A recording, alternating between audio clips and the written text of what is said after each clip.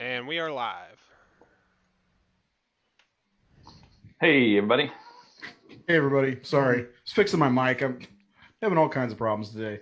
First, I washed the car right before it rained, and I got my everything wet. So That's always a good choice. well, I mean, let's give the car a bath and then let's, let it rain. I was tired of the bird shit. So anyway, we're here. We're live. It is Thursday, and this is Discourse. So tonight, we've decided to talk about a 2014 movie called It Follows. I think we all watched it or have watched it recently. Seth, I think, was kind of the reason he's starting to play catch up on a lot of different movies of the last decade, and he watched The Void and It Follows. Have you gotten to Hereditary or Midsummer or anything like that yet? No, not yet. Okay. I'm really curious to see what you think about those two movies. They're extremely divisive. I know Nate and I both love both of them. I'm not a sure. I'm Italian today. I'm not a sure. Not sure. Yeah, not sure what Jared and Keith think. I dig them both, especially Hereditary. But hey, just in case you didn't know, we've got Nate with us. Still got his ghost face mask behind him, and what is that shirt? Jason and Misfits Jason shirt. Oh yeah, I like that. That's pretty cool. That's pretty cool. We've got Keith is back after his absence. You were Ghostface the other day. I missed it. Sorry, I'm not good at jokes. Obviously, if you follow me on Facebook, you know I'm not good at jokes. Seth is with us tonight, looking dashing as ever, and Jared with the hair. How you doing, brother? And the Cannibal Holocaust shirt. Get out of here with that garbage movie. Yeah. All right. All back in black. All back. Oh yeah. Oh, and I got the new horse in it. Your mic's in the way. There you go. Okay. I do like the gray tones a lot. I've got the gray one too, but I looked at it. I'm like, I look terrible in gray, so I might toss that at somebody's way. Here, who wants a shirt? Maybe. Anyway, I'm a big fan of black and red together. This shirt really kind of calls to me. Anybody who's out there, remember, you can comment and kind of chat with us about what we're talking about. We definitely, absolutely want to know what you think about It Follows. It's one of those movies for me that I think I heard a lot of negative stuff about it, and you get that a lot with a lot of these movies from the last couple decades. A lot of negative. Before you were able to actually watch it. Exactly, and then I saw it. I think it was on Netflix, and I watched it with my wife at the time. It was 2015 maybe, and I'll never forget, man, that movie stuck with me. I've told the story, and I'm going to tell it again, because I'm going to tell every story that I've ever done multiple times to you guys. But we saw it, and so the whole idea of the movie, without getting deep into the plot, but there's a force that is following you that will kill you, right? No matter where you go, it's going to eventually catch up to you and kill you, essentially. And so anyway, I get up at 5 o'clock in the morning, go out to my car at 5:30, dark outside. I never see anybody on my road. This is the morning after. And there was some lady power walking towards me down the road, and I'm freaking. I'm like, holy shit. It's just like It Follows. I got goosebumps and everything. Got in my car, drove the fuck off. I didn't have sex the night before, so I probably should have known I was okay, which leads into what the movie's really about. So let's get some reactions from you guys. I know Nate loved it, and Keith couldn't remember it, but he said it was overrated. Seth, you are the newest, so how did you feel about it? Yeah, so apparently I've been living under a fucking rock since 2014. Sounds like it. I've never I've seen this movie, seen the title on Netflix, but I haven't heard anything about it. I haven't heard anyone talk about it, and I didn't see any trailers for it. And then You should have looked no further. The Horror Syndicate has you covered. There's a review on the website. By me. Yeah, that's true. But it was mentioned on our Top 100 show, and I was taking a list of movies that I haven't seen that you guys recommended. Now, how big was that list? It was it pretty substantial? big, but it was all mental, so I forgot half of it. Luckily, you can go back and watch the episodes, or That's just look at fair. the list. Yeah. That's fair. But so I didn't know anything about it, and then I posted that I was watching it, and a bunch of people commented how much they love it. So I don't know why I never stumbled across this movie before, but So the people commenting on it were more positive about it, not negative, because you get kind of. I've noticed a mix between in a horror group that I was in a couple years ago. They hated it. They completely hated it, and it's. I watched. I'm like, what is it about this movie that people hate? I'm glad. yeah, That, I got a couple of. It started off with very positive comments from people that I've known for a while, and then there's a couple people that don't like it. And I understand it's not for everyone, and we all have different tastes and stuff like that. I appreciate the slow burn of the movie. I know that Nate says that the story kind of reminds him of Elm Street, and I totally see that. But I think the thing that really stuck with me is I'm a huge John Carpenter fanboy, and the filmmaking alone, wait. You are? just a little bit, just a little bit. But the execution of it, of the way it's framed, the way the camera sometimes lingers or moves, the use of the foreground and background. I especially love that in horror. Yeah. It's not jump scare stuff, but it's A lot of that can be attributed to the original Halloween. Yeah, Some of the exactly. scenes he did. Oh, this movie is right up Seth. I mean, my alley too, because John Carpenter and Halloween were the two biggest influences on the film. Romero and Carpenter were his influences on the film overall. Yeah. But Halloween is all through this film. Like you said, the look of it, the pace, the slow burn, but also Jay, Micah Monroe's character is named Jay because it's short for Jamie. He named her after Jamie Lee Curtis. And her sister is Kelly, who's named after Kelly Curtis, Jamie's sister. Oh. And the girl in the beginning of the movie is Annie, named after Annie Brackett. So there's a whole lot of talking about the with girl high with heels the on. goddamn high heels on. Yeah. There's even a So, window school scene too. Yeah. yeah. You could definitely tell the Halloween influence on it, and that's what I like about it.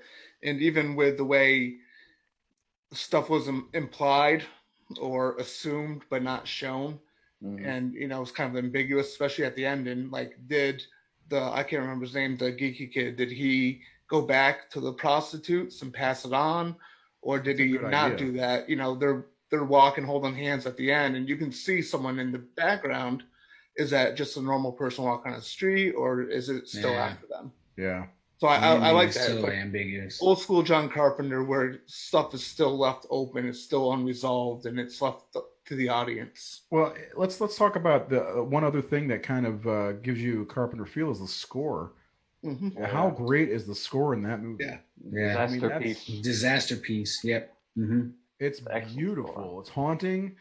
It's emotional. It's a beautiful score. Is it available to? It is. Because that's Oh, one yeah, of the it ways is. to actually own. I it. drove around listening to that soundtrack for a month after that movie came Yeah, out. me too, man. I'm gonna have to pick that one up for sure because it's gorgeous. It's gorgeous, and it really helps set the atmosphere for the movie quite a bit, like Halloween did with our this John Carpenter's score for Halloween. Yeah. But yeah, I could see what you're saying about it. The first time I saw it, straight up, never thought about any kind of influences or looking at car. It's after talking to people like Nate, for instance, about the Carpenter and in being with you guys, I never noticed that until I watched it last night, and because the second time I watched it with another person. They realized this is boring. I'm like, yeah, it doesn't hold up the second time around. But when you set and kind of analyze the movie and how wonderful it's shot, it's a really pretty, beautiful movie. God, I'm starting to sound like Donald Trump. It's beautiful. It's going to be wonderful. It's the best. Got the best cameras, best lenses. It's got the best actors, best Tuscan lights. The only thing I have a problem with is sex with a bra on. Come on. We know Scott Montgomery's not happy about that. Anyway, Keith, you watched it this afternoon. Did it change your mind? I just watched it. You look totally bleached out, by the way. Yeah, I know. What's going on with your light? I don't know what's with the light. It's being weird. Too much disinfectant. Bleached the wrong part of my body. Then Clorox his ass to white. No, I haven't seen it follow since it came out, and like you were saying earlier, like it was one of those movies that got that rap on like Facebook and everything. Like it's the most, like, people didn't like it, but it also got that headline, like, scariest movie ever made, blah blah blah. That's blah, a huge problem. It's this annoying. Last decade. It's a huge problem because every single movie is the scariest movie since The Exorcist. Everything is, and It Follows is terrifying at times. But yeah, go ahead. When this movie came out, I think we said I was 17, 18, something like that. So yeah, because we made this whole joke about being 17. Yeah. So 17. We just went on for like an hour about when things came out when we were 17. So I was special edition. I was younger. It wasn't that long ago, but I was younger, and so I always got drawn into those things. Like, it's the scariest movie ever, so like I have to watch it, and it just didn't do anything for me at all. Like, I was bored as shit, everything like that. But I was also younger. I wanted blood and hacking up people because that's what I was used to.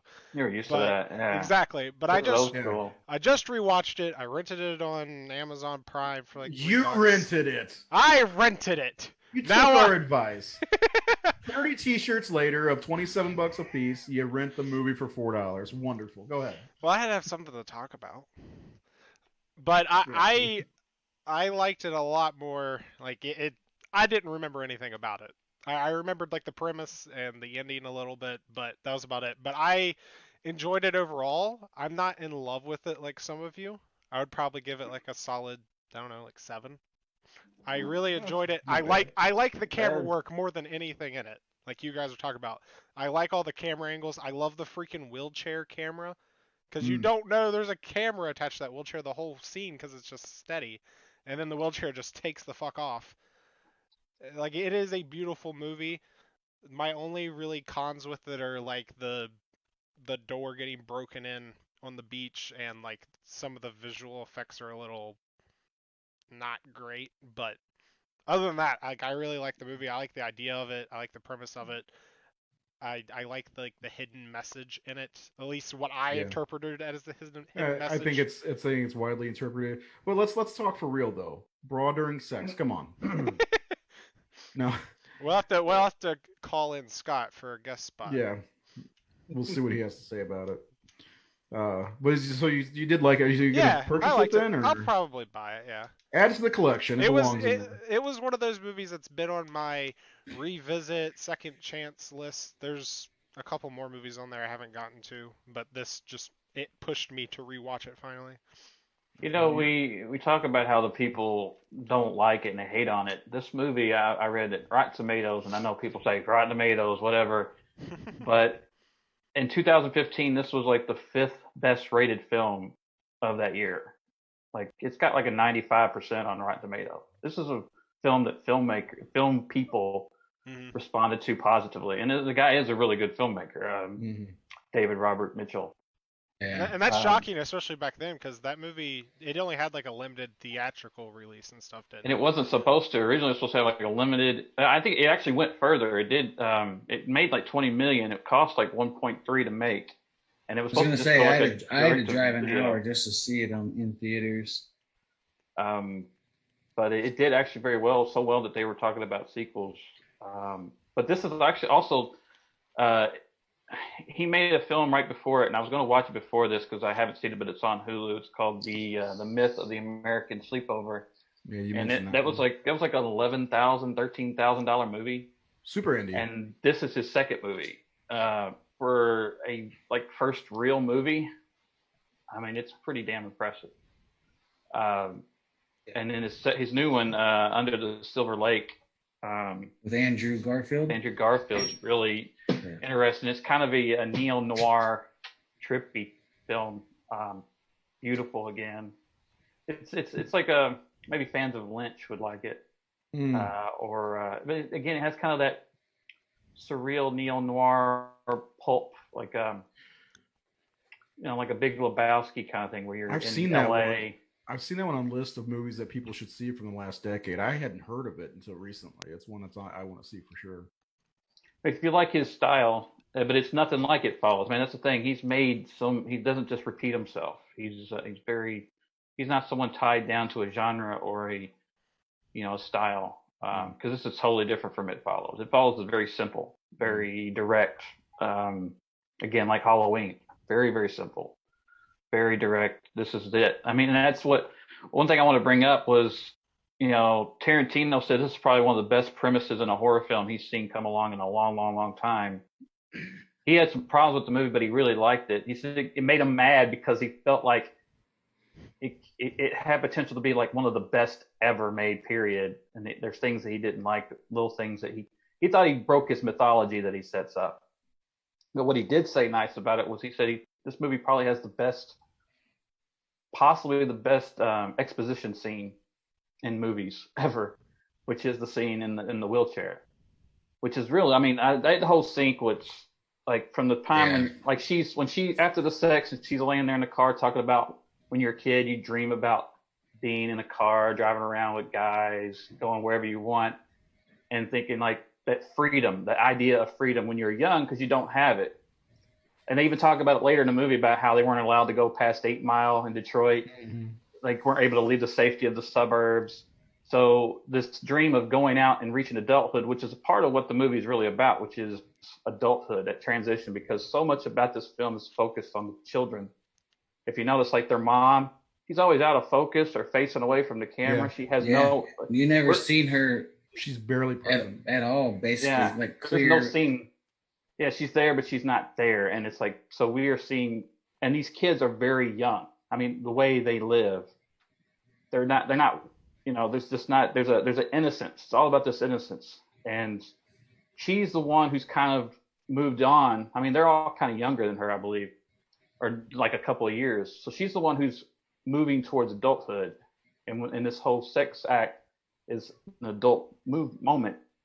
And that's when things have changed for her. Adulthood is what's coming for her. Her innocence is going away. But that whole sequence where he chloroforms her, and you're like, what the hell? And he wakes up and it stops. There's no music. You just hear that howling wind in that abandoned building. And she's tied to, I mean, you're like, what the hell's going on? She's tied in her underwear to a wheelchair. And he's back there walking around with a flashlight. Looking around. He did great too. That part. He was great in that part, man. Yeah. And I wrote down that whole thing because, like you said, this is one of the best exposition scenes. And exposition, for those unfamiliar, when characters have to describe or tell something instead of showing you, which is usually a sin in film. And you try to come up with original, unique, and clever ways to deliver exposition without just saying what it is. But the guy says, you're not going to believe me, but I need you to remember what I'm saying. Okay, this thing, it's going to follow you. Somebody gave it to me and I passed it to you back in the car. It can look like someone you know, or it can be a stranger in a crowd. Whatever helps to get close to you. It can look like anyone. Sometimes I think it looks like people you love just to hurt you. I see it. You can get rid of it. You just have to sleep with someone and pass it along, just like I did to you. If it kills you, it will come after me. Mm-hmm. Now, I had forgotten, I was watching this time as a second time view, watching, where's this guy? So I think his name is Hugh. When she's on, yeah. His real name was Jeff after they figured it out. Yeah. So he's on this date with her, and I thought, why is he not paranoid here? Why is he not looking around? Why is he going to a movie theater? And then they play that little game about who could you swap places with here. And so they're in the theater, and he's looking back, and he says, that girl in the yellow dress, and she doesn't see the girl in the yellow dress. And That was a good scene. Yes, And that's when he gets scared. That's when he's like, well, I got to go. And I thought about why was he calm? It's because he's already passed it to somebody, and that person's been killed. That's what it is. And maybe it's that girl in the beginning of the movie. Maybe that's the girl he gave it to, Annie. That's a good point. Killed. That's a good point. And now he's back in danger again. He was kind of relaxing, getting into it. Maybe even liked her a lot, and maybe saw something there. But once he saw that girl, he realized, oh fuck, I gotta do this again, because the girl's dead, and now he's coming for me. Yeah, because he really didn't have that look where he was, paranoid looking around until that moment in the theater, like you were saying. That is an interesting point. Well, it's one. I feel like, sorry, but I feel like you get a chance to breathe in that situation, and he got to that chance to breathe, and he needed to be cool. Mm-hmm. He knew that he had to be cool with her because he was going to try to pass it on. And plus, the further away like you get from it, because it just walks at a medium pace. Basically, it doesn't run at you or anything like that. The further away you can kind of breathe. And I feel like not knowing before until after, but going back and seeing it again, watching him in the theater and the way he was reacting, took a chance to breathe and relax until the yellow dress incident, and then that's when he freaked out. Because that's the one thing I thought. I always think about watching this movie. I'm like, I think I just keep on the move all my life, because you can get further away from it. But like, that's what he was doing. Like not to catch up, but like when the house that they found him in, or where he was staying, was like where he was holed up. But when they go to find him, he's actually back home because he's again a chance to breathe. She's got it. It's not after me now. But when it was after him, he was living in that house, which had like comic books on the windows. I mean, all this like very childish. And he had all the porno mags. But the thing is, wasted toilet paper. But like he also had the house that he was staying in. I didn't know this because I'm not from Detroit, but apparently the layouts of those houses are circular, which means if something was coming, he could get away. He could run circles and get around or outrun it to get to an exit. It wasn't like he's just in that room and he can't get out or whatever. So he was staying in that house for that particular reason. There is always an exit. And I noticed a lot in the movie this time. There's a lot of 360 shots where the camera pans around, showing you everything around them. Yeah, there's the one in the high school where that girl's walking towards the window, and it goes around like 2 or 3 times. Which is just building in, like the movie establishes right away the paranoia and the paying attention to every little thing. The squirrels. I mean, you're seeing all these things around her. She's looking around even before things happen. I mean, she's in the pool in the beginning, where you get a little bit of shot of her being empathetic and letting the ant go instead of slapping it, which is kind of the cool little character tell of who she is. She's an innocent, non-violent, someone who wouldn't. I think that not slapping that ant in the pool is to tell you that she didn't sleep with those guys on that boat. I don't think she slept with those guys on that boat. I don't think she could. I don't think she did either. Because that would show she couldn't just let somebody else die for her problem. Yeah, that scene when I was watching it earlier, my thought process was: is she going to go out there and sleep with those guys, or is her theory that she's going to go hang out on the boat to see if it can come into the water? Because this movie gives me one of those. Some movies give me like the what if thoughts of like, if she was an adult and she just got on a plane and like flew to England, would the thing like literally walk through the entire ocean? Like, well, the director apparently said that it could get on a plane. It would board a plane. That works. Because I had the same thought about that too, like going out on the water, if it would follow you out into the water if you were on a boat or something. Well, it proves that it would. I mean, in the pool. Yeah. Towards the end. I mean, it goes in the water. Yeah. I mean, it falls in the water, but it probably just. Well, I guess you could kind of see it was walking. It might take a while, but it'll go there. Yeah, it can climb over things too because it was on the roof of the house at one point. Yeah, it climbs through the window. I don't know about getting on a plane. That's interesting to think about. But I think wherever you're going to land, it's eventually going to catch up to you. Yeah. Eventually, it will. I mean, you. That's something that's the one of the worst. It's just like that Freddy almost. Something you can't escape. Eventually, it will catch up to you. Freddy, you fall asleep, he's going to get you. You know. Yeah, I did notice something about how you would be able to identify them. I could be wrong, but I think every one of them you see, they're basically dressed the way you would if you were sleeping. Like a lot of them are in underwear or naked or in undress or like a lot of white underwear.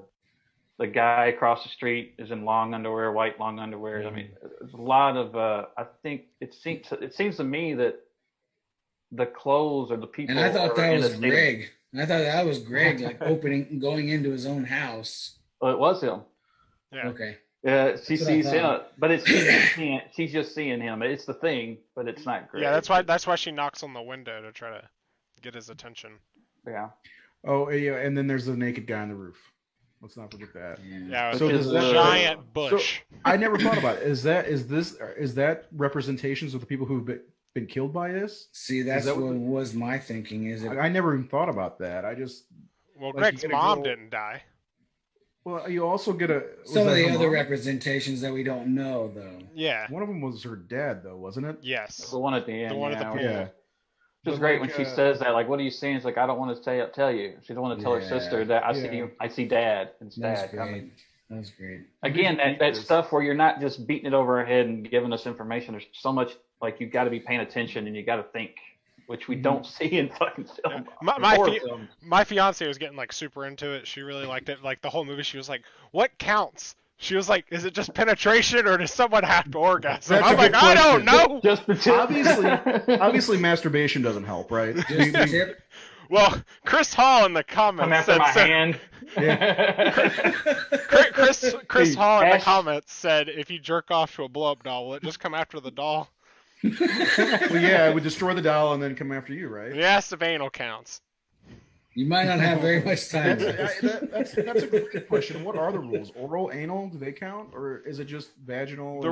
Here's a book. We need to write the rules of it follows. The question is, can gays get it? Can gay people get, I mean, is it just penis to vagina? Vagine? Vagine? Going full on Reddit conversation now. There probably is a subreddit for it follows sex rules. That's an interesting question, and I never thought about that, honestly, because you get to see, you don't really get to see it happen. In the beginning of the movie, you see the girl freaking out, and you're like, what is she running from? In her high heels. Which again, I do not understand that whole. She really did that scene very well in high heels. I think I would break my ankles. Yeah, I think it's for the end result because when she's laying on the beach and dead and her legs broken and the image of the high heel. Because think about putting tennis shoes on her, some New Balance or something like that. What do you? Well, unless it was like she was in her house and it literally just showed up right behind her. She's like, "Fuck me, I gotta go." You know what? Grab a pair of shoes, run down the street a spell. You're gonna be able to put your shoes on. I mean, that would be like, because it is like one of those things where I have to act now. I don't have time to she doesn't have flip flops. She's got fucking stilettos. I mean, come on. I really like the opening scene though. I like how the neighbor's like, "Do you need help?" She's just like, "No." And I'm like, if I was this neighbor, I'd be like, "What the fuck's happening? You clearly need help, and if not help, you need a doctor." See, now I've heard people don't like the opening scene, but I think it's really effective, and especially leaving you like, what the hell's going on? Mm-hmm. Because the first time you see it, you're like, what is going on? Well, it's putting you in the position of those people who are like, what the fuck's happening? Exactly, yeah. So they don't see anything, of course. No. Yeah. But then what I was getting ready to say about the whole, I believe it's passed on from, but the thing is, she sees female, right? There's the one who pees, which was weird.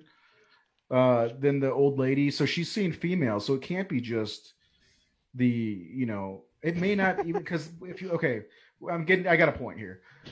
When we get to the point where the guy dies across the street, she sees the whatever grinding. She's got underwear on. I'm just saying, I don't think it has anything to do with any kind of penetration. I think it might be a humper. That was also weird. It was like I couldn't tell if their hands were like morphing together, because there was like some like It was like He was breaking slimy his arm. it was crap. like Nightmare on Elm Street 5 at the end when Freddy's putting his hands through Alice and shit. That's no. I kind of dig the ambiguity of it and not knowing and not having it all spelled out. That's one of the things this movie does beautifully is that it doesn't do that where most movies feel they have to, which really goes into that finale at the pool, where a lot of people bitch about and say, "Oh, it's stupid. What were they thinking?" Like that's the point.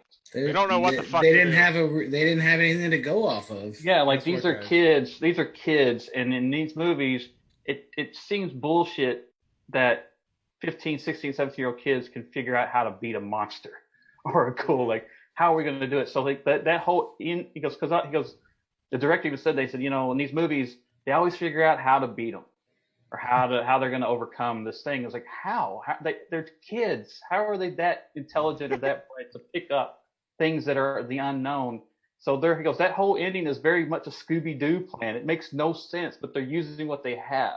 Because they're not going to pull out their AK-47s and shit. Like, what are they going to do? So they come up with this ridiculous plan, and it fails in many ways. And that's what I love about it is that they don't fall into those cliches and those tropes of, well, here's how we beat it. So now let's all get together and we'll do it and beat it and everything's good. It ends very much, is it over? Is it not?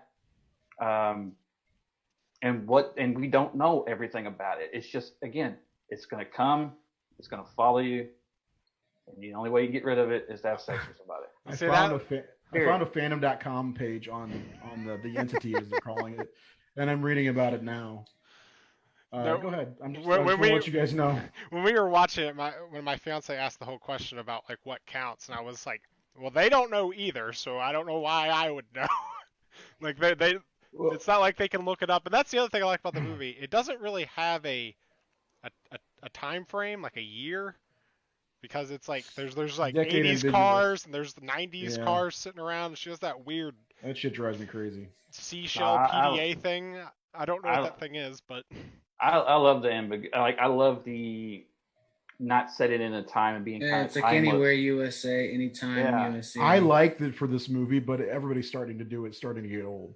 But well, like that neighborhood that they live in, when they're walking, her and her sister are walking, I'm like, God, that looks like every neighborhood from my childhood in Kentucky in the suburbs. Like it just it's so like you said, everywhere USA. Before cell phones, before internet. Yeah, and I just adore that. I love that. It just took me to a place of when I felt fear, and I think the director is pretty much my age, so that's probably when he remembers that fear, because this is all based on his real nightmare. He had a reoccurring nightmare that something was following him, walking towards him, and wouldn't stop, stalking him. And that's where the whole idea for the film came from. This dream he kept having over and over and over. It's a really great idea, and I could see how they could spawn a like many sequels. I'm honestly glad there hasn't been one as of yet. Yeah, because I feel like it's fine the way it is. Yeah, I don't want to see a sequel to this because sometimes, as we talked about, sequels can ruin the reputation of the first movie. Yeah. So, I'm really into this movie, and I'm glad we're talking about it. I've always been curious why people don't like it and what reasons people have for not liking it. So I put on Facebook, I was watching it, and I just wanted to read off a couple of what the people say real fast, if I could get back to it here. Because just the negative ones. Let's see. I love this film. I like it and I don't. I think that is why I get rid of it. But why? I want to know why. Need reason. Yeah, where's the reason? One of the worst excuses for a horror film. Why? I'm going to say why. I'm going to ask him why. Why is it a worse excuse for a horror movie? Like, these are idiotic comments from idiotic people. Sorry. I hate to be, but like the stuff people pull out of their ass, that comment makes no sense. It's a poor excuse for a horror movie. It is such an empty comment. Yeah. You have no reason. You just didn't like it, I guess, right? But why? You can't just leave a comment like that without explaining why you didn't like it. What was it that was so bad about it? Like somebody said in the comments earlier here on the show that the opening was one of the worst opening. I don't think it was, but they said how? How? Yeah, exactly. What was so bad about it? Maybe it was the end result. But there was a lot to that. You didn't know what was going on. She was running away from something, but what was it? Then she goes to the beach, she's crying, and then the next scene, she's fucking been obliterated. Fucking dead. Yeah, it's a weird death, but it's a striking image, and that's what we're trying to do as filmmakers, is give images that are memorable, you know. And it's, if she was just laying there dead without her leg all twisted up, it would just be a dead body on a beach. Exactly. But it made it a little more artistic and interesting to look at visually. That's why she wore heels. Exactly. And well, and also it's all an image, though. It's all about it shows, but whatever's following her is absolutely fucking brutal. That's the other thing that I got from it, because it does that to, I'm guessing, everybody, that it just tears them up, you know.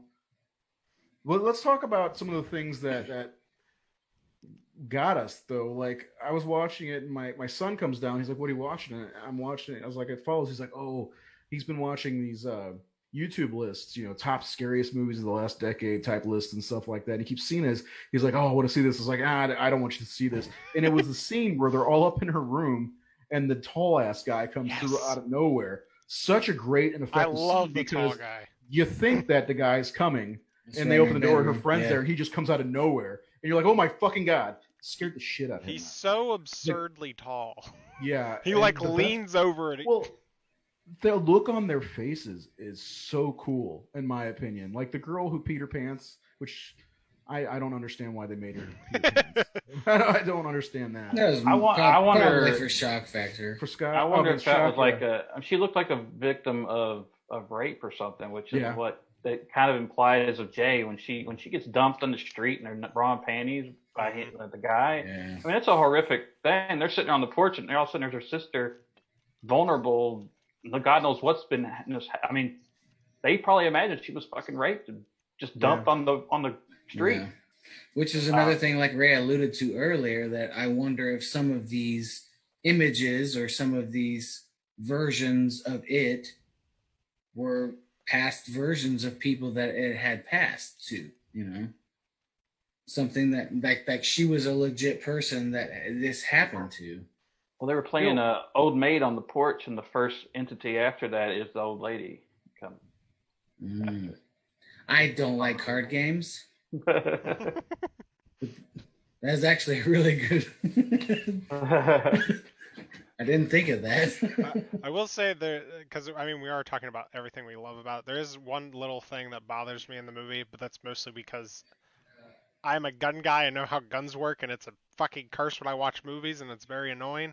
But when he's shooting into that pool, that's not how that works. Those bullets would like instantly stop and slow down, and it annoys me. Listen, we know you're the rifleman, okay? Come on. That's an old movie trope, though. Yeah, it is. It is. It is. I've kind of gotten past it in most movies. The idea that a kid who's never shot a handgun probably can hit a headshot in a pool. Yeah, exactly. Well, to be fair, he did hit one of the other people first. Yeah, right? He shot her in the leg. So yeah, he shot her in the leg before he shot the guy. It's like that pandemic movie where they're like taking out birds in the air. God, that fucking movie. His clothes hangers. Hey, that was very realistic, okay? The movie's so fun. It's so stupid. There was a moment, though, like in the second act, that reminded me a lot of Nightmare on Elm Street. And it was when they were all sitting on the beach, and you thought Yara was walking behind them, but she was actually out in the water. Oh, yeah. And then she attacks Micah and like starts pulling her hair up, and like Paul tries to defend her, and he gets like fucking knocked way over, and you realize how powerful this thing is all of a sudden. And it's like, whoa, this is not like, you know. You know what was great about that, though? We're not expecting that. They still weren't sure if they believed her or not. Like, even after that happened, they were questioning if she was crazy or not. It was the Greg guy that did, for sure. Well, yeah, for him, for sure. But even so, because I remember he's like, I got thrown. The one dude I got thrown. And he's like, well, I don't know.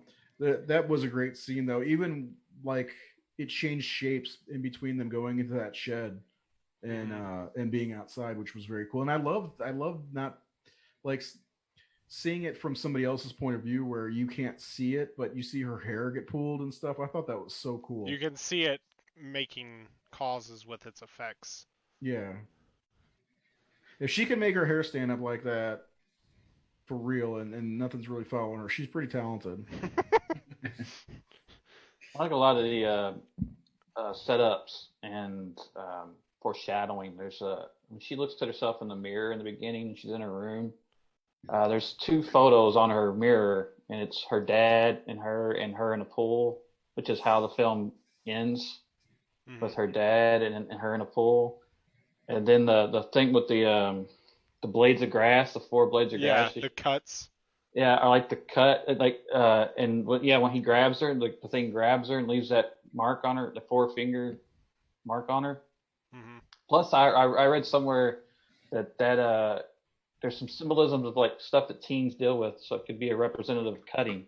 Yeah, that's immediately what I thought of whenever I saw the blades of grass, because I know people personally who used to do that, and that's the exact pattern and form of what it looks like. So as soon as I saw that, that's immediately what I thought of. The plate of food that they had that she hadn't eaten, which is a symbolism of eating disorders, anorexia.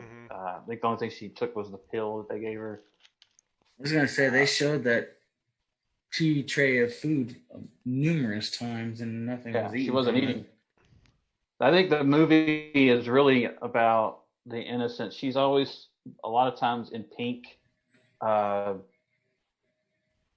again, the kids, everything's about innocence. I mean, when she escapes, at one point she's riding a bicycle. She's not in the car. She's she goes to the playground. There's so much about innocence in here being taken away, and I think that's what part of the movie is. Like, what is it? Is it an STD, like everybody says? It's about AIDS or sexually transmitted diseases. Is it death itself? We can't stop death, and that kind of plays into at the end where she's reading the Dostoevsky in the hospital, and then is it just adulthood's coming? We can't get away from growing up. At the end of the a lot of it is that too.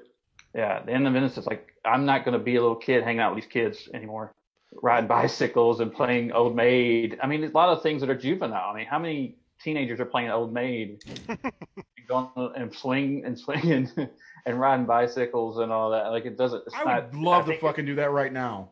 I would love to. My summer playing Old Maid and riding bikes. Come on. But at their age, when we were that age, I mean, we were doing a lot of other things than that. Oh, I know. I remember being 19 or whatever. Yeah. Yeah. So that's the cool thing about these types of movies is you can interpret it however you want and how it fits to you. It's just like with music. I mean, there's so many songs that we know the meanings to, but when you first listen to them, you immediately get a thought in your brain of what it's about, and that's what it is to you, like most of the rest of your life, most of the time. So you're gonna buy this movie then? I'll probably buy it. But obviously we're talking about so many deep things that we can't have those discussions in other movies about other horror movies that we watch because they don't have anything that deep. Not the splatter movies, and there's very few movies that are that open for interpretation, especially in the horror genre. I mean, generally horror movies are right. Man, I need something to fucking. Yeah, I need something to think about and talk about. Yeah. And at age 44, I don't need to watch. Oh, did you see that head come off? Wow. I mean, it doesn't do anything. See the boobs? The boobies, man, are awesome. I mean, oh geez, I wish I could have saw boobs there. There were boobs in the movie. There was also a penis. Let's move on. There's a big old bush in that movie. Yeah. Obviously, he was killed in the 70s. Yeah, I agree with what you're saying. There's only a few. There's a handful of movies, and a lot of them come from this last decade. Really, I mean, even a lot of our classics that we hold so dear, A Nightmare, Halloween. I mean, Halloween kind of got you thinking, and definitely had people talking. An Exorcist, but there's a lot of these movies, especially in the '80s, the slasher movies. We talked about Scream. Scream was another one that I feel like. Maybe not in the same way, but it's very similar as far as the way you felt about it and the way you could talk. I'm thinking of the movie. There's a movie on the tip of my tongue. The Autopsy of Jane Doe is another one that kind of had the same impact on me when I saw it. First of all, it creeped me the fuck out. And secondly, it kind of left me wondering more about the character herself, the Jane Doe, and that's kind of what this movie was. that's another reason why I don't want a sequel to It Follows, because I think they're going to explain it more. Mm-hmm. Explain what's going on, and we don't need that. This movie is fine the way it is, left open to your interpretation, because it's going to be different for most people. Although I think the biggest explanation people are going with is it's a metaphor for STDs and shit like that. Which sure, I Which can I've feel heard that. people, which I've heard people use as a negative towards the film being like terrible because it's just a movie about AIDS, and like so I mean that's a commentary. I mean George Romero made a career out of making commentaries on things, and like so he does it and he sucks. Dawn of the Dead. Like, I'm just saying. yeah. Yeah, I think the movie it had a very, like I said earlier, like a John Carpenter type of feel to it, where if you watch a lot of his movies, he doesn't leave it open for a sequel. He just leaves it open. He's only done one sequel, and that was Escape from LA. Yeah. And this movie Rest in has peace, that. Escape from LA. It's an Yeah, odd-ass and movie. this movie has his type of style where he's not going to spell everything out for you. He's going to leave it where he leaves it for the audience to decide what's coming next. Yeah. We'll find out in the sequel that Jay is its sister. That's what we'll find out. But like that's what we get from Halloween 2. What else? Well, we got to pull out again an explanation that ruins the enigma of the shape. What is the shape? Exactly. That's what I like about. And everybody says that. I don't know what the shape is, and I like it that way. I like it that we can't explain it. Well, we don't know what this thing is. It's just coming, and that's scary. Yeah, and it's also scarier without a backstory. I don't want them to come up with some kind of hokey, back in the 1700s, this, and this happened, and like Candyman 2. Yeah, well, no, that was fine. I like Candyman 2 quite a bit. I'm not gonna lie. I think it's pretty good. Good follow-up. Not the one that should have happened, but it was good enough. No, but like I know that's what's gonna happen. They like Amityville Horror, for instance. They mention that Ketchum guy in the original movie, but in the second or the remake, they fucking just drill it home that he killed Indians and took their land and that was the whole reason for everything. I hated that shit. That was one of the biggest reasons I hated that movie. I know Amityville's not a big popular horror movie as I thought it was, but that's they ruined the whole idea of what was haunting this house. And when you start finding out why the house is being haunted or whatever, or why the entity is doing what it's doing, I think it really takes away from the terror of the entity itself or the ghosts in the house. It's like, there were Indians who were pissed off, or Native Americans. I don't want that. I hope this movie stands on its own, and we never get an explanation, so we can keep it open for our own interpretation, or just keep wondering. And that makes it a lot more fun when you rewatch movies like that too. Yeah, because every time you watch it, like you think about your past thoughts, and then you're like, no, I'm wrong about that, and you find another theory, and it's just an ongoing. I don't know what you guys are doing, but I'm always thinking about how the fuck I'm going to try to get away from this thing. I think passing it on to a hooker is probably the best way to do it, because she's just keep passing on to other people, or passing on to one person. He'll pass it on to his wife. Maybe his wife's sleeping with somebody. I thought the ending was hauntingly beautiful, actually. Yeah, it is. Just walking down hand in hand like they're going to take it. They're going to take it on together.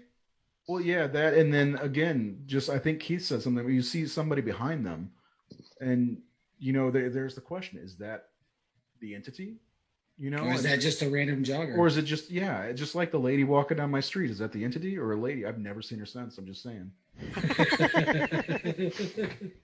You talk about how great Micah Monroe is. I'm just really a fan. Like after this and The Guest, which came out right around the same time. Oh yeah, The Guest was great. I just think she's fantastic. I still need to see that movie she did with Bill Skarsgård, where her and he are like a lovers on the run criminal, and they run into an even worse crazy couple. I still haven't seen that. I can't remember what it's called. But I saw her. Did you see Greta? I have not seen Greta yet. Chloe Moretz, Grace, or whatever her name is. Chloe Grace Moretz. and Micah plays her best friend in the movie, and she's fantastic in it. She plays a really cool character. The only thing I've Someone ever seen her actually in is Independence Day Resurgence. Other than this, Have you not seen The Guest? no. I have not either. Oh man, y'all got sick. I mean, you talked about action movies. The Guest is the guy, the guy that made You're Next, right? Was it? Yeah. Isn't that who? Yeah. Let me look. Yeah, it is. What's his name? It's Yeah, Adam Wingard. He made Wingard. VHS, Your Next, VHS 2. He's good too. He's making It, good dude, you will love this film. It is What a if I don't, 90s Nate? Then I'm gonna lose all faith in you. it is a 90s action thriller. It's kind of like a William Lustig type movie. Okay. It's set on Halloween. They've got the Halloween 3 masks in the movie, for God's sake. They do. But it is, and she's the star of it. And I'm not gonna say anything. You got to see The Guest. It is a really good thriller. Stop adding crap to my Amazon cart. No, you stop adding stuff to your Amazon cart. You're your own worst enemy. You can rent shit, buddy. Nah. That was Well, the first more movie can I saw her in. It's easier to rent it, and then if you don't like it, you don't have to buy it. It's Yeah, but then if I like it, I'm going to pay more money for it. Well, obviously, There's you got money to a, spend, Mr. 30 Shirts in one day. Oh my god. Double-edged sword. It's a double-edged reminds- Sorry, sword. Nate, go ahead, man. We're just bickering over here. Go ahead. Blah blah blah. I said she reminds me of Gwen Stefani, a young Gwen Stefani. She reminds me of. Yeah, I could see that. I really liked her Independence Day is not that good. The Resurgence, the first one's amazing, but I really liked her in Follow. She was amazing. I was surprised I hadn't seen her in anything else. Maybe I have. The Guest. And the kid, the one that plays the little nerdy kid, was on that show with United States of Toni Terror. Collette and Brie Larson. Yeah. United States of Terror. He's pretty good. I like him. Yeah, he's good. No, I think random thing about the movie. One of my favorite shots in that movie is whenever she takes the car, because like it's just camera perspective. Like she gets in the car, and then as she's driving, the camera moves and looks out the back window of the car, and then all you see is her take off super fast, and all you see is that long trail of trees and all the leaves blowing up. Yeah. It's super pretty. Oh, right before she gets in the car wreck, probably. Yeah.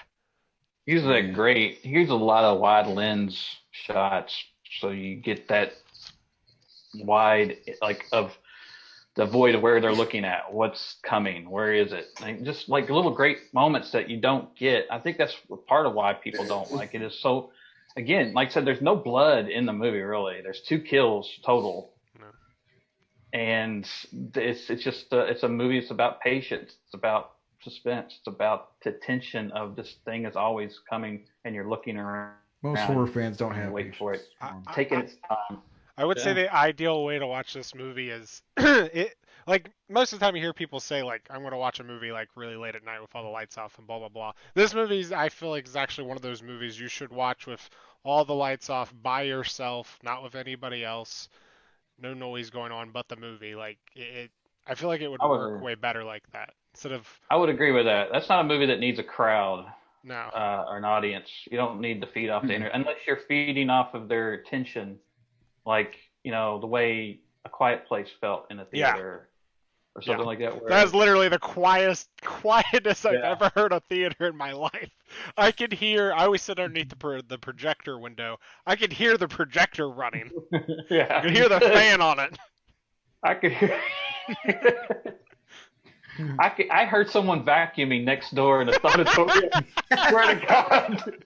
Somebody's cleaning the theater next to us, and we can hear it. I just got another comment on my personal Facebook. It was okay, but I hated the ending. What's the deal with people hating the ending? I don't get that. Well, Marie was the killer the whole time. That sucks. You know what sucks about the ending? Jason didn't show up.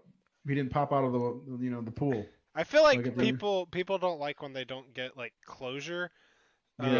Because like not about this movie, but like that was you guys were talking about Halloween 18 earlier on Seth's page about how you felt about it. That was one thing when I left the theater with that movie is the whole time I'm watching that movie, it feels like they're setting up something with Michael talking and getting answers from Michael, and you never get that. And I felt so underwhelmed. I'm like, they You kept thought he would talk? shut up. They kept building up like this thing, and I was like, I didn't get anything out of all this build up. But then after like watching it, I've seen that movie like 8 I'm times pulling your now. horror card if you think Michael Myers was going to speak in that movie. I don't think they kept building it up. Revoked. But I think that's one of those things. With movies, they keep getting all this build up, and we keep getting closer to the thing that's chasing her, and keep getting closer to it, and then it nothing else happens after it gets close enough to her. That makes a lot of sense what you're saying though about being satisfied, even with if they wasn't going to be, for instance, going back to Halloween 18, if there wasn't going to be a Halloween Kills or a Halloween Ends, terrible titles. But even if there wasn't going to, I think it ended really well, and there is a sense of closure in that movie. I mean, well, it ends like Halloween does. You shoot it, it's not there. Where'd it go? Where is it? And at the end, like it's everywhere. It could be anywhere. I mean, it's just same. Exactly. Halloween. And as we're talking about the greatest horror movie ever, right? To the average person, sure. No, but yeah, that's the thing, and it follows. We've talked about it most of the show. The ending is super ambiguous, and it is left. I think that is probably why. I think you're right. I think you got something. I think it's because there is no closure. Yeah, people need things kind of spelled out for them. They need spelled out and wrapped up in a bow. But I think they need all the answers. It's just like, I mean, again, going back to Halloween, but I'm going back to the original here. Is, you know, in the original, Laurie and Michael were not brother and sister. It was just a random encounter. Okay. Yeah. And now that they, you know, we got so used to the brother sister angle, so when they take it away, people are like, well, that doesn't make any sense, because they want an answer. They want that motive of why they want a reason for the madness, right? But I felt like the original Halloween was much better without that. You don't need that answer. Because random violence is scarier than any type of violence. Like that scene in Fargo. That scene in Fargo where they're getting rid of the cop's body and a car just passes by. He chases them down and murders them. If they hadn't been gone through there was no reason for them to die other than they were in the wrong place at the wrong time. Yeah. You ran into Michael Myers at the wrong time. That's exactly what happened in Halloween. Laurie would just happen to walk up to the porch of the Myers house, and he chose her. That's how it works. I feel like the other thing with the closure thing though is like when people don't get the closure, they get so like frustrated or upset, like they wasted their time with the movie, that they don't stop to think about what the ending's trying to do. Because if It Follows, it's trying to put you in the perspective of those characters of, is it over now? Is it not? Every time you see somebody walking towards you, is it really over or is it still happening? But my question here is this why people hate Halloween 3? Because we don't know if he ever got that other channel pulled off the air. We never got closure. No, they hate it because there's no Michael Myers in it. There's no Michael. I know. I love the way that movie ends. Me too. I do too, but I found an opportunity for a joke, and I swung, and I may have missed. I don't know. Wrong movie, but Tom Axon screaming. This is an example of people today. They criticize movies made today for doing the same exact shit that movies they fucking adore do. They hold their sins higher. Like, I don't get it. I see, like, somebody will complain about something like, well, that's exactly the same thing that happened in that movie that you're wearing a T-shirt of right now. Yeah. All right? It's the same story. There's nothing original. Everything's recycled. But the thing that made Halloween great was that we don't know what the shape was, what made him do that, where it was. You can't stop it. It has no connection. You could be anybody. Once it was about the Stroh or the Myers family, and it was like someone would say, well, would you be afraid of Michael? I'm like, no, I'm not a Strode or I'm not a Meyer. I'm not related to him. Like, why would he mess with me? But the thing that is scary is he's walking house to house and murdering people. That was what was. I love that scene in the new movie because that's the epitome of Michael Myers in the shape. Is that there is no reason. I'm going here. I'm murdering. That's what I do. I destroy. I kill. I am death incarnate. Yep, he's a force to be Animated. reckoned with. It's a force of nature. No reason. No rhyme. Yep. I'm just. You come across my path, you're dead. Which shows you why. What is it? Sucatine or however the heck you say that doctor's name. The new Loomis. That's why. That's a good Yeah, way. every time he. That's Go why with he's that. so fucking frustrated. Is like he literally can't find a reason why he's doing any of this stuff. It drives him nuts. So, I have a question. We talk about these movies from the past that we all love and cherish. Do you think 10, 15 years from now, people will look at these movies again and think like It Follows is better or different? Or well, how do you think it will hold up over the next 15, 20 years? It'll be called a classic. Like I think so. Like Rob Zombie said about when he was coming out with Hellbilly Deluxe 2, and the guy asked him, "Do you think it's gonna be good? Do you think people are gonna like it?" He goes, "It don't matter."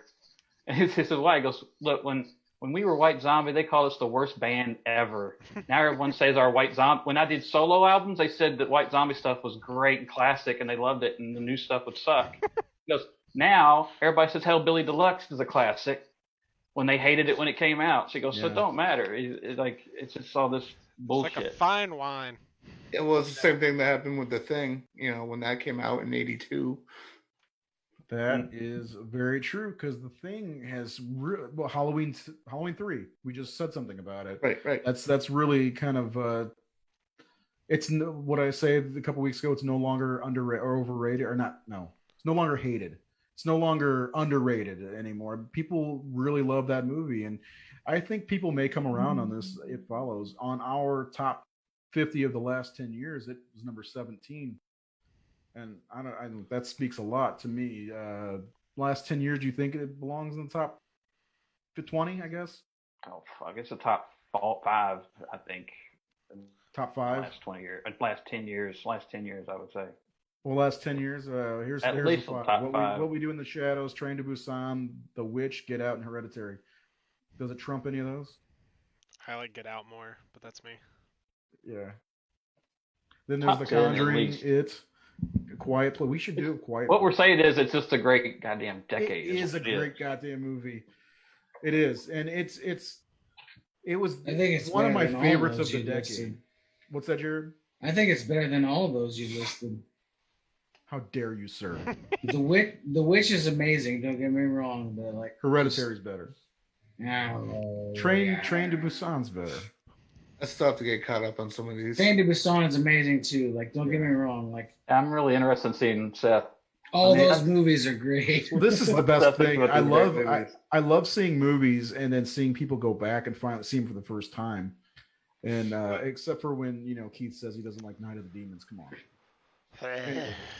guys, especially Seth, because Seth, he's always got good insights, and he doesn't have flimsy reasons of why he doesn't like things. No, he's got depth when he talks about something positively and negatively. Yeah, that's what we want. I don't like these blanket statements where that was the shittiest movie I ever saw. Why? It sucked. It just sucked. The ending was stupid. I hated the beach. Stupid. Yeah. I mean, it's really. I think that's just what it is. I think we give people too much credit. We listen to people like these people. It's like those people on those videos I was watching today where they're like, "Hey, who was the national, the state, the capital of the United States? Who was it? Who was it named after? Who named Washington D.C.? Who was it named after? I don't know. Like, how do you not know that? It's a failure of the school system. That should be general knowledge." And there were so many like, what do we celebrate on July 4th? This woman's like, our independence, right? And so, yeah, our independence from who? The South, of course. I'm like, the South, yeah, we want our independence from the South. Where are you finding these? Because I need a good laugh. I think usually the Trump rallies. Yeah, there's a couple news people that do that. They'll go to like college campuses and like random street venues and just ask people random questions. Maybe, you know what? I'm quitting the horror syndicate. I'm doing this. When we open back up, I'm going to ask, hey, what happens on New Year's Eve? There's a plan, Ray. Next time we do a convention together, we should just go around and ask people just random horror questions. That's a good idea. That's a really good idea. I asked one dude, what year did Jesus die? I think it was in the 1300s.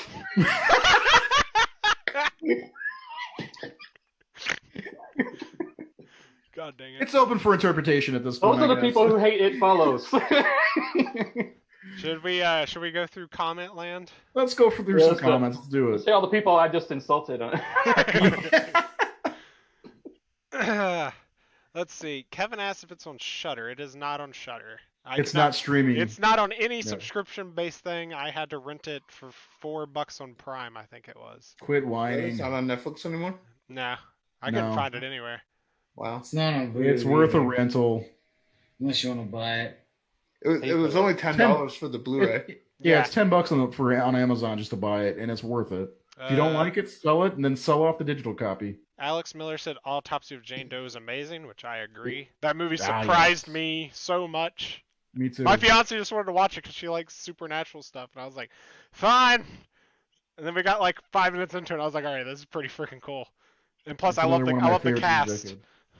Boobs. Scott Montgomery, there's boobs in it. Yeah. Dead boobs. You like cold ones. Cold Ethel. Chris Hall said, exactly, Keith. It's all about closure. People expect no closure and room for a sequel in slashers. Nathan. What now? Chris Hall said, but people expect no closure and room for a sequel in slashers.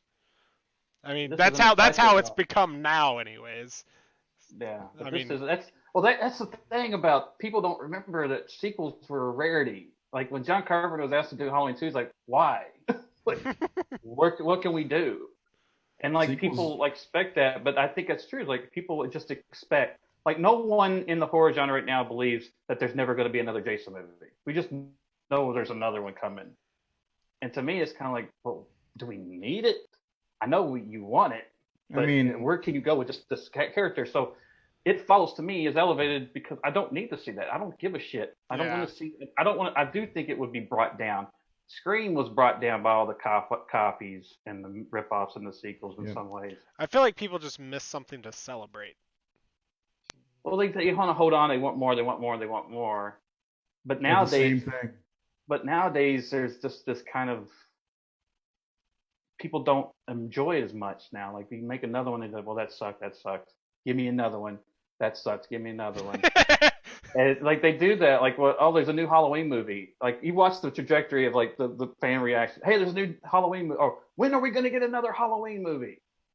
They go, and then they say, hey, we got a new Halloween movie. Awesome, yay! Danny McBride's writing it. It's gonna suck ass. Hey, Jamie Lee Curtis. I didn't see that. Is coming back. Jamie Lee Curtis is coming back. Yeah. Again, we have a lot of problems with. We're seeing, press releases when we didn't see them back in the 80s and 90s, and and that's a big issue in my opinion. And seeing all these trailers and knowing every little bit of news. There's oh God, man. There's countless pages that are all about spoiling the movies with updates or screen cap or screen leaks or set leaks or some shit, and that's a big problem these days. And not to mention everybody has a platform now to say how much everything sucks. We didn't have to hear it from everybody. An audience. Let's speaking of like who's writing stuff and who's doing stuff. Seth earlier on his Facebook was talking about people complaining about how they're remaking Scarface, but the Coen brothers are freaking writing it. Yeah, it's the Coen brothers. I didn't know about that. Yeah, they were dropped today. That news. That will be the best Scarface movie out of the no. I can't remember. There were 3. Yeah, and it's going to be good, but it's not. The '83 Scarface is a legendary movie. Well, see, it depends on what they base it off of. Also, I don't want to get into that, but I thought I've stayed quiet about it. Scarface is one of my favorite movies. That was a post Seth made. Is it going to be contemporary? Or are they writing? Because to me, it's just the Coens. I want to see them do the actual Al Capone version. Yeah, that would be great. Like, that would be great. But they just made a Capone movie, didn't they? With that's not looking too great. Tom Hardy. Yeah, Tom Hardy. Oh, they did. That's what I would like to say. The Tony Montana character, Scarface, 1983 is such a different thing. It was about a certain time. It was it's Oliver Stone. Yeah, it was so like. Well, Oliver Stone wrote it. It's so important to that it was time. cooked out probably too. Yeah. Yeah. Like when Cuba was sending all the refugees on, like it made sense. Yeah, and I think it worked. It's like when they tried to remake. It's like when they tried to remake Red Dawn. It's like, well, we're not in the Cold War anymore. We don't. Yeah. It doesn't make sense. Like, who's going to attack us? I mean, they changed it a little bit, but it just didn't feel right because we were so much in that under that Cold War thing in the early '80s that it felt very realistic and scary when Red Dawn came out. They actually got in trouble for that remake because they made it that China was attacking us before the movie came out, and all the partners and stuff did not like that. So they went through and literally digitally removed all the Chinese flags and made them. Is it South Korea or North Korea in the movie? I don't remember. But they literally digitally changed all the flags. That sounds terrible. Yeah, that sounds like a painstaking sounds terrible. Work. So they basically, that's almost like racism. Let's take all the Chinese out because they have Asian people playing the bad guys. Yeah, right? They didn't change the actors. So they could just be Korean. Yeah, pretty much. That's super racist. Comment land. Alex Miller said, well, now that's another conversation. Should movies from our past be held to the same standards we have today? I mean, nobody will ever do that. Yeah. Chris Hall said, people want more Jason because there is nothing deep about those movies. It's all about the boobs, the blood, and the creativity of the kills. I mean, yeah, it's a blockbuster. They want to go and just boobs, not blood, think and watch breasts. it. But is that better than movies that do make you think and are well made and are like, that's the thing. It's like, this is supposed to be shit, but this movie, it's about boobs and blood is. Let's be honest. The Friday the 13th movies are not good movies. Can we admit that for real? They're not. They're fun and we love them for what they are, but they're not made to be cinematic, fucking brilliant movies. They're not. They were cash cow movies. They were made to make money. That's it. Yeah, that's how almost all the slashers are. And I love them, obviously. I absolutely love Jason. I love them all. That's one of the best things about Never Hike Alone is that Vince decided to make Friday the 13th matter and give an actual goddamn story, not focus story. Yep. It feels like he saw potential in that series that it could be better and elevated beyond the exploitation roots of it. Yep. And it can.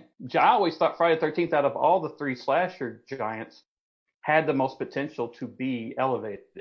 And it could be if someone cares to do it. And Vince did it. And I'm really proud of the fans that actually embraced his fan film because I didn't think it would happen. I thought, they're not gonna dig this because it's too slow, it's too bloodless, Yeah. And the fact that they do is garbage. So is Vince DeSanti. Okay. But the fact that they responded the way they did to that movie is, to me, a thumbs up. I'm like, it was a great way to bring Jason Voorhees into the 2010s without you didn't need to know anything else about the character or the story. It was Jason and one guy, and there's almost no blood. He did a great job. But I mean, we could have him on the show again and have a 3-hour show where he just keeps talking. We love you, Vince. Yeah, well, what I like about Never Hike Alone especially is the fact that he dared to be different. He wasn't just repeating the same fucking formula in the same style and characters.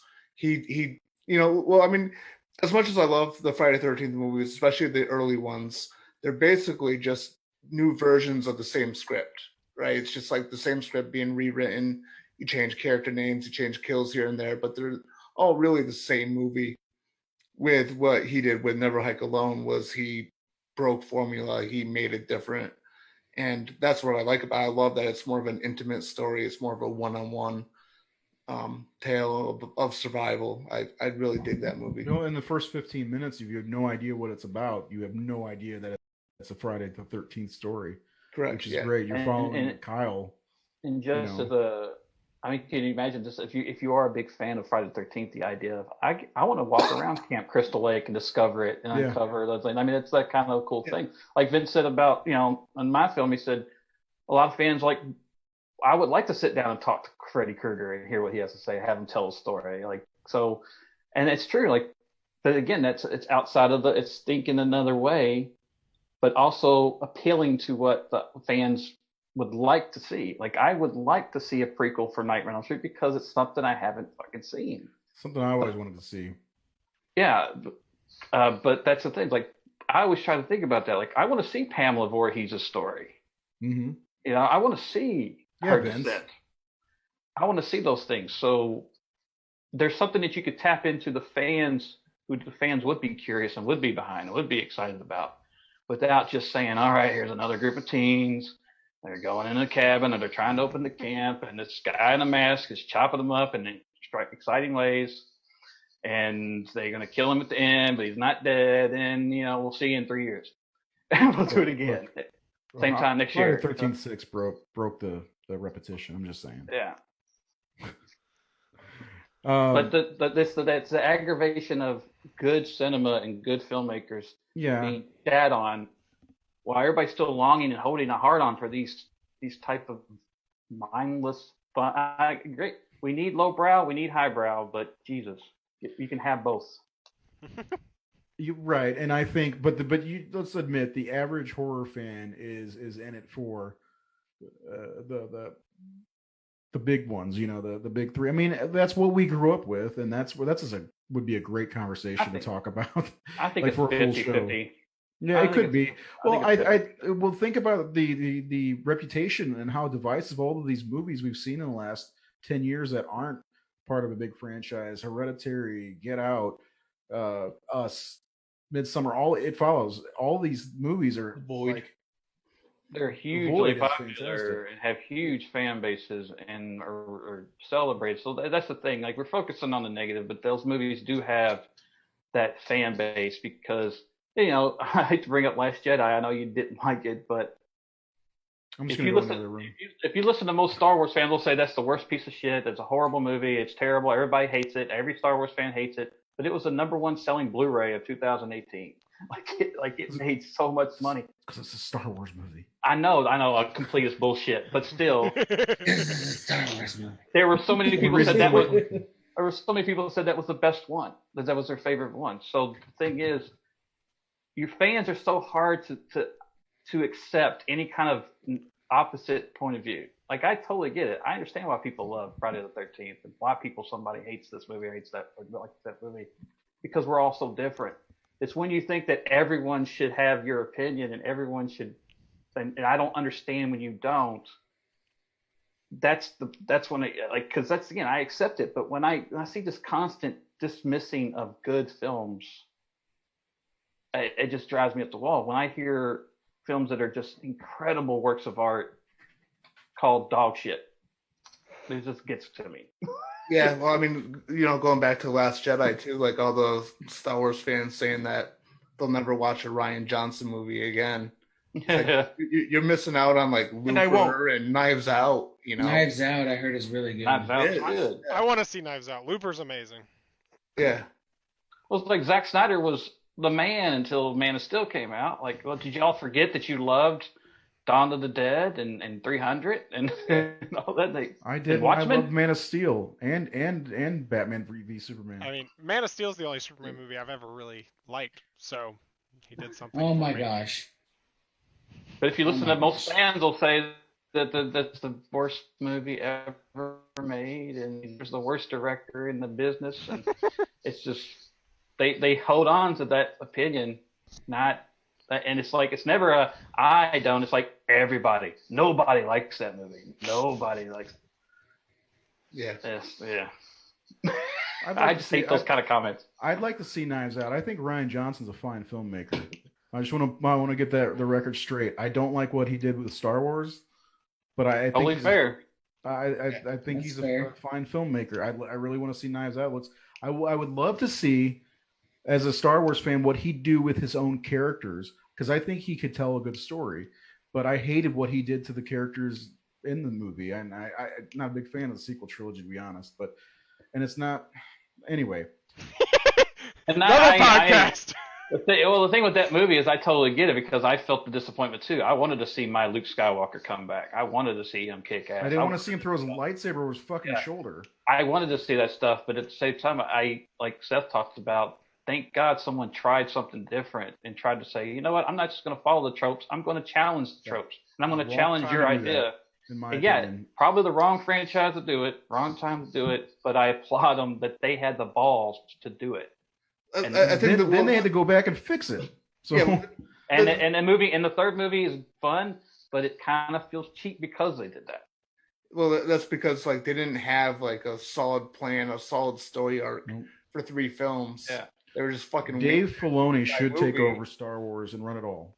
Like, so if they brought Rian Johnson in and they had him work with J.J. Abrams to come up with a complete story arc for 3 movies, you know, and they work together and you know they compromise on certain ideas, I really think that a Rian Johnson Star Wars movie could have been fucking spectacular. You know, he is a solid filmmaker. Yeah. Now that he may not even get his trilogy. So. Right. I'm waiting for everybody to comment. What the hell are we talking about? Why are we talking about Star Wars? Listen, we're not just horror fans. We like. We're going off the rails here, kids. I write one machete in Star Wars. We don't want to hear about it. There's lightsabers and they cut arms off and shit.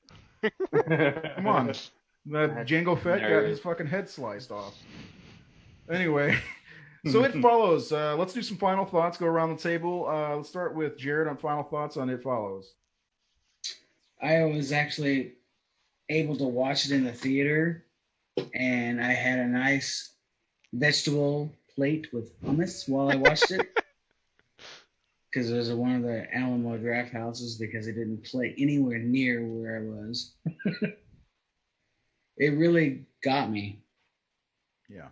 Like everything we said tonight, like alluding to Carpenter and alluding to like Nightmare on Elm Street, there's a little bit of that as well. Like, I just watched it again last night, and I see something new every time. Jared, with you saying stuff and Seth saying that, it makes me think, and I don't want anybody to take it the wrong way, but some people, maybe it was mentioned, see things only so deep. I mean, there's things that all of us see a little bit deeper than the average person who just, the average film goer. They don't think about it. They just see, they don't go beyond the skin, See pictures on the screen. Yeah. But I mean that's Jared. The other thing. Everybody interprets things differently. This is your final thought. Jared's like, let me get a puff first. Got to break it down. Anything else, Jared, before I let Keith ramble on about his final thoughts? Like I said a little bit ago, like the ending, in my opinion, was hauntingly beautiful. Yes. Because you don't really know what's going to go from there, but they're going to tackle it together. Yeah. Walking hand in hand, like down the sidewalk, like that's the main theme that I got from it. They're just going to tackle whatever happens together. Mm-hmm. All right, Keith. This is the second time I ever watched this movie. I liked it way more than the first time I ever saw it. I barely remember watching it the first time I saw it. Which again, we talked about this with, I think it was The Witch. What was the other movie we talked about? Oh, High Tension. If you don't like a movie, don't just write it off immediately. Try to watch it again, like years later, a week later, whenever. Always give a movie a second chance, period, because you might like it again. I mean, especially me. I'm younger. I mean, I've grown a lot since I was 17 when I first saw this movie. So I really like the movie. I mean, I'm definitely going to buy it. I'm not in love with it as all of you are. I like the ending. I like that it puts you in the perspective of the characters of, is it over? Is it not over? And that's something they're going to do the rest of their lives. They're going to look over their shoulder and wonder if it's back again, because they're not watching the movie. They're living the movie. They don't know the rules. They don't know what's going to be around the next corner. I like the pull scene. I like the whole throwing the curtain over the character. I thought that was really neat and very like Hollow Man-esque. No, I like the score. I love all the camera work.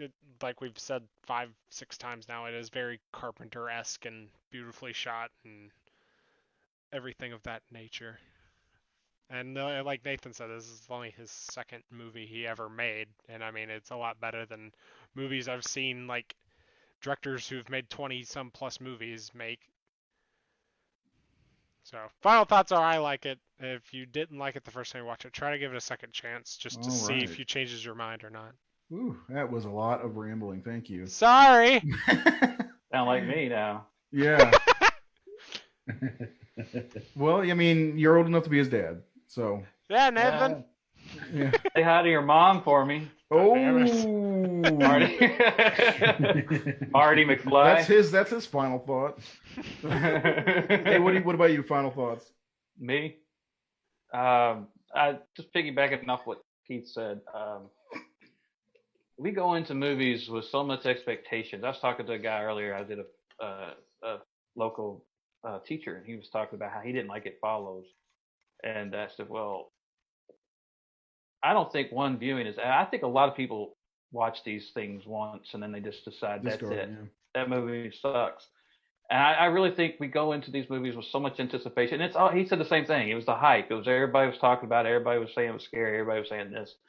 And you go in and expecting that. And I don't know any 30-something, 40-something-year-old guy is going to walk into a horror movie who's watching horror movies all the time and be scared. But if I saw that movie at 12, 11, 10, Oh man. heard that music alone would have scared the shit, had me pissing my pants and running out of the room. So Well, I would let my I 11-year-old watch it yesterday, and he loves horror movies, so I know what you're saying. Go ahead. Sorry. yeah, but just we go into films with anticipation or expectation. Oh, they said it's really scary, and then you watch it, and well, it wasn't scary, so Yeah. it sucks. Oh, I think it's going to be this movie. I think we're going to see a bunch of people dying and it killing people, and oh, that didn't happen. Oh, it was kind of slower than I thought. Oh, and you don't pick up on everything because these are films that are. You watch a movie like Get Out or Us or Hereditary or Midsummer. These movies that everybody hates, The Witch. These movies need more and more viewings because you're missing so much because the filmmaking is Yeah. so top tier and involved, especially with Jordan Peele. That guy is putting so much stuff in his films that you do not catch the first time or the second time or the third time. And that's what I love. These are films that are made. They didn't write the script in 6 weeks to get it out by the next thing. These movies were were pampered and taken care of, and every detail was thought about. And that's what I love about that. That's what I love about filmmaking. And there are things that the audience doesn't catch and doesn't even maybe never catches, but it's there, and you're not going to catch it on that first one because you've got a movie in your head already. You've got a something you're expecting. So like Keith didn't like this movie. He said I didn't like it. Well, now he likes it, and if he watch it again, he may like it even more. Yeah. And that's the thing. They can. Like I've had movies where like movies I watched when I was younger, when I was a lot more closed minded or didn't know shit about filmmaking, or just was very snooty about what I liked and what I didn't. That again, I only like this type of movie or I only like that kind of thing. And then so I didn't like them, and then 10, 20 years later, I pop it in. I'm like, fuck, I was stupid. This is amazing. That's This is like a me great with Kevin movie. Smith. Well, you I didn't didn't like his Kevin? movies. I did not like his movies at all until a certain point. Anyway. But that's it. Like if there's something that you really feel that you didn't like, and I've heard people say, "Hey, I gave it another chance. I just couldn't get through it." That's fair, but at least you gave it the chance instead of it's got my verdict and that's what I stick. I mean, that's the thing. Like they don't hold trials in an hour and a half. They hold trials over weeks because you need to get all the shit. You need to get all the facts. You may have totally looked at it through the wrong lens. Like I talked to the guy that said he didn't like it, and I gave him another lens. He goes, "I may have liked it if I'd looked at it with that lens, because I was looking at it this way." It's like art. Sometimes it needs a second eye, second opinion. And that's why, like, I said it a few days ago, or I think when we were doing our top 100 show. I need to see things twice sometimes to know whether I like it, and just like The Witch was one I didn't get a good viewing of, but the second time I watched it, I was fucking blown away by it, And I agree with you. I think sometimes it does take a couple times to watch something. If you're on the fence, absolutely watch it again. But we live in a society now, in a community where I heard it sucked, so it sucks. Like Right. people hadn't even seen the goddamn thing, Yeah. and they've got an opinion about it, and they will share it. Hey, we're talking about It Follows. I heard that movie sucked. Well, did you see heard it? that? No, but I heard it sucked. But We just heard it's not. I also feel like we're in like a time period where with the internet, if some people don't want to say they like something because they're afraid to get the backlash of liking it, or they just want to fit in, so they're just gonna hate on something with somebody just to, feel connected with somebody else, etc. Yeah, I got the memo in the mail. They said that I'm supposed to hate Hereditary, so that movie I'm sucks. part of that. I'm a card carrying member. I card carry of the real horror fans and the true horror fan club. Another example of a movie that's on my second chance list. All right, that's it. I'm done. All right. Seth, what do you got, buddy? Last thoughts. Yeah, so like I said, I've been living under a rock. I didn't hear any hype, and I didn't see any trailers, so I knew nothing about it. So maybe that's why I really liked it. But I really took to the technical aspect of the way it was filmed, and the ambiguity. I can't even speak, but how ambiguous it was. Yeah. Especially with the way it ended, it did remind me of Carpenter, and that's my favorite filmmaker. So maybe I'm a little biased. Wait, I really enjoyed it. What's that? Carpenter's your favorite film? Really? Well, yeah. Yeah, so I really enjoyed it, and this was based on a recommendation from you guys. I think it was maybe on Jared's list. It was on mine too. Yeah. It was on both of our top 50, I think. Yeah, so of all the ones I've been catching up on, it's probably my second favorite. I still like The Void a little bit better, but Void's so good. Yeah. But no, it's a good movie, and I think it should be appreciated for, just what it does. And I think we talked about a lot of stuff tonight, and there's a lot of subtext with this movie. And you can, like Nate said, you can watch it multiple times and keep picking up on new stuff each time. I get that feeling from this movie, so I'm glad I bought it. It was worth the $10 for the Blu-ray. Digital copy, right? Yeah. Seth says 5 stars. Check it out. Well, it does have breasts, so it doesn't get that automatic negative half-star deduction. Yeah, it follows a great, very effective movie. It stayed with me overnight into the next day after I saw it. I really, really enjoyed it. Bought it immediately after viewing it on Netflix. That's usually something. I give my stamp by buying something or wanting to see it immediately after I watch something. That's how I felt about it, and it does get better per viewing, in my opinion, where Halloween 2018 does not. And the good thing is we live in a world where we can have these kind of movies and Friday the 13th. And yes, I'd love to see another Friday the 13th movie, regardless of how bad they are. They're fun movies. Even the 2009 remake. Yes, Vince, I said it. I like the 2009 remake of Friday the 13th. Okay, get over it. He's about to bump in this chat like freaking Kool-Aid Man.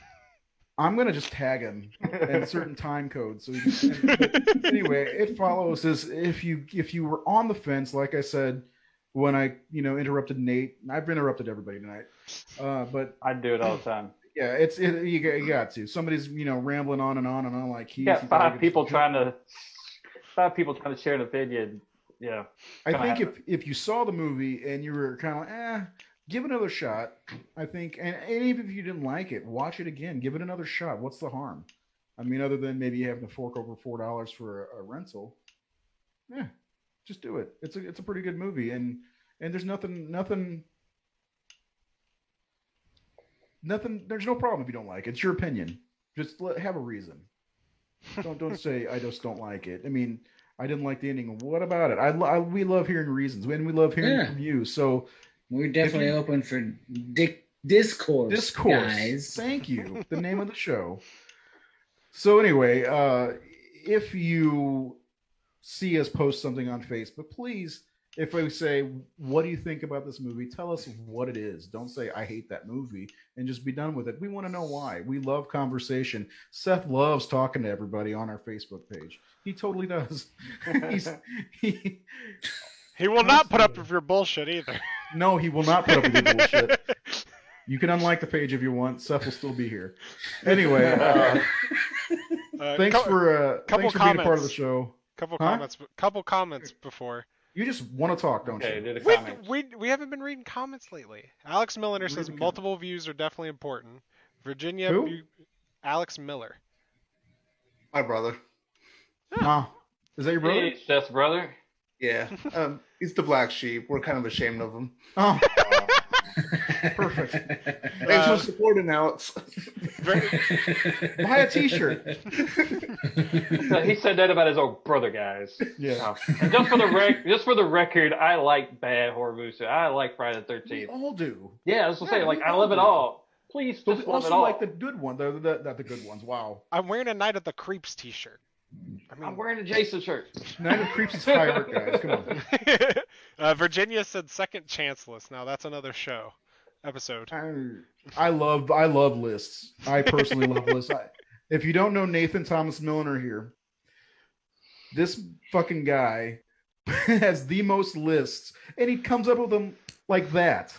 If you followed his page, you'd see he has so many lists. Anyway, I think that's a good idea. Strong conviction. Come up with some movies that we all need to. That's a good idea, Virginia. Yeah, you.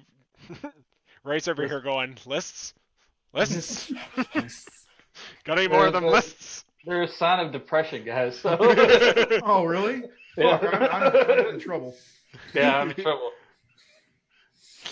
I do them as time killers because I like since I became a professional artist and all that shit, I can't relax. So I'll just start a movie and I'm like, hey, I wonder what my favorite sci-fi movies are from the 90s. I got to do it. But you don't go for, I'll just pick 10, nope, 100. I'll just throw 100 at them. Because I can't narrow it down. Like I got to mention this one, but that's not in my top 10. It's like, I'll do 20. Okay, I'll do 40. Oh, I'll do 60.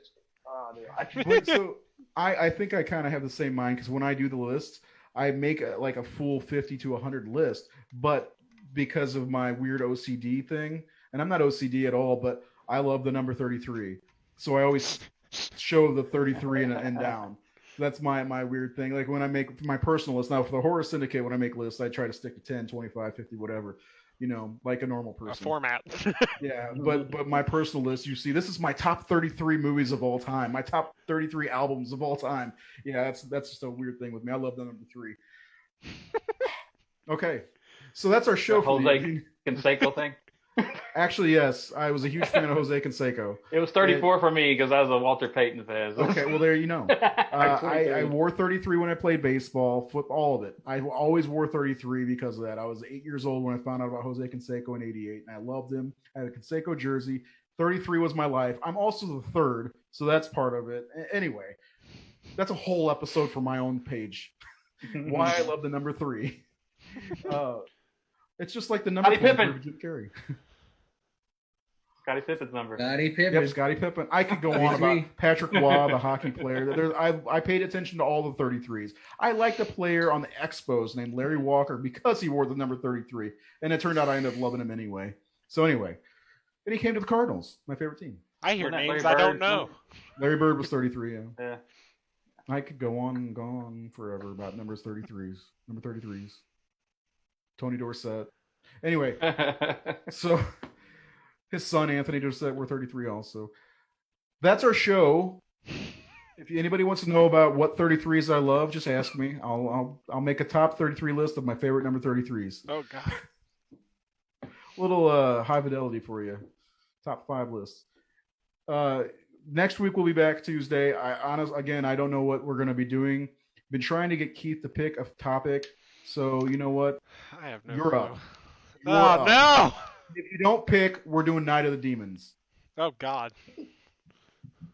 Unless you guys have something that you'd like us to talk about, because we're always open to conversations, because we do want to talk about guilty pleasure movies. If you guys have any ideas on what your guilty pleasure horror movies are, let us know. And also, what is a guilty pleasure movie to you? Because I think everybody has a different interpretation for that. It's just like It Follows. It's very ambiguous. But anyway, for Seth, Jared, Keith, and Nate, we will see you Tuesday. This is my wallet. I don't know why I'm... Boba Fett. See? Boba Fett? Where? Yeah. I have $8 too. Anyway, that's our show. You guys have